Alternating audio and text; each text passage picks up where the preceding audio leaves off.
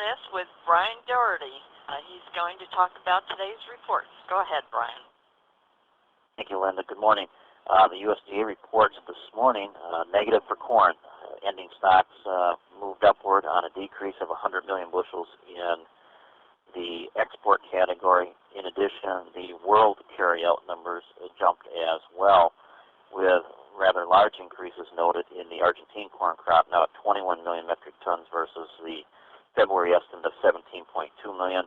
South African corn picked up 2 million metric tons as well. So we'll call corn 3 to 5 lower. Yield was reduced slightly, but not enough to have much of an effect. 165.2 bushels on the January report dropped down to 164.9, so 0.2 of a bushel. That reduced total production by 20 million bushels, which was inconsequential. So corn 3 to 5 lower. Over in soybeans, neutral report. No major changes there other than an increase in the Brazilian soybean crop to 67 million metric tons from 66 in January.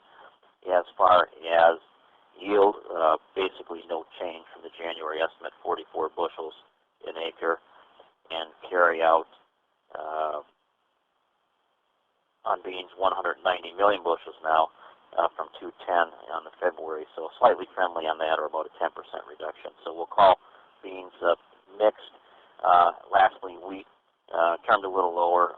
We concentrate a lot on world carryout numbers, and those edged higher, 196.8 million metric tons versus 195.9 last month. That's a wrap on the basics or basic overview of the USDA report this morning. Bryan, based on this report, what would be your advice to farmers in terms of marketing their new crop? Is there any rush, or would you wait for further rallies on spring weather?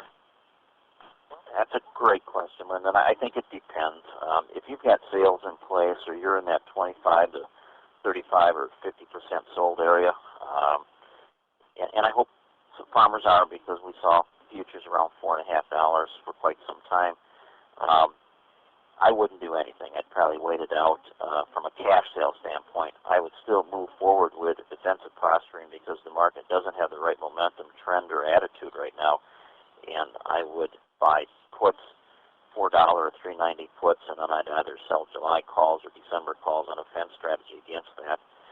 But if you haven't got any sales made, then I would get a little bit more proactive and hope that these are your worst sales.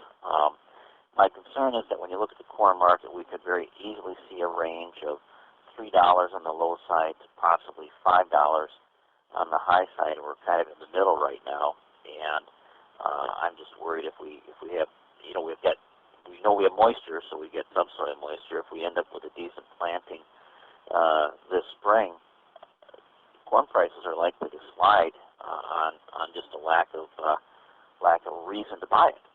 Let it go down. That's the end user mentality. So I would be aggressive if I don't have anything done. If I've got things done, I'd probably opt to go more in the option market.